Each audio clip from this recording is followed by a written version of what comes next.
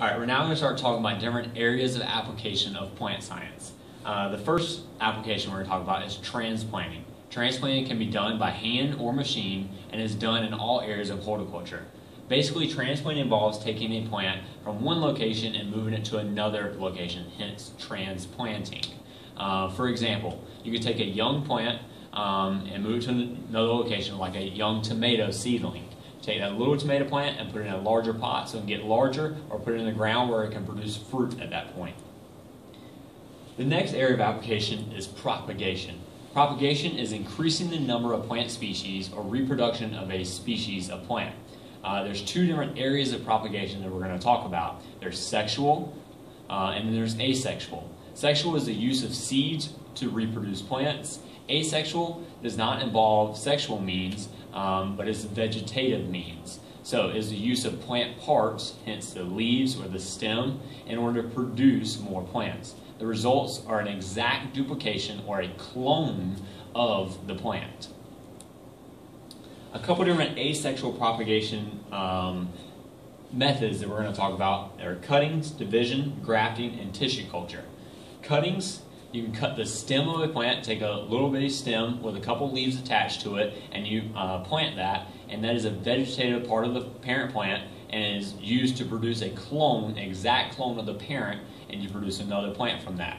An example would be Swedish ivy. So you can use rooting hormones. Rooting hormones, just like you have hormones, stimulate different actions in the plant. But the rooting hormone specifically stimulates rooting of that stem. Since it doesn't have roots when you cut it off, you can then produce roots fast, and then you have a new plant.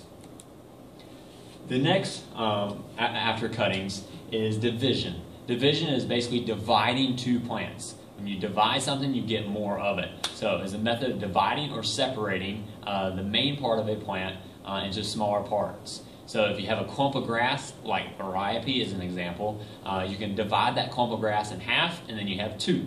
So the next area is grafting. Grafting involves joining two different plants together to grow as one. So I would, for instance, take an apple tree. I want the qualities of one apple tree, the fruiting qualities, because it has big apples, they're delicious, but then I also want the rooting effects of another apple tree, you know, something that absorbs a lot of nutrients, it anchors better, it's a lot better roots. And so in order to get the qualities, the best qualities of both of them and create a superior plant, we're going to graft them together. We're going to take the top half of one apple tree and the bottom half of the other, put them together, and they join. That is called grafting. The next area of asexual propagation is tissue culture. This is probably one of the coolest propagation methods there is, and involves a lot of science, and it even involves a laboratory and a lot of technical skills in order to do it.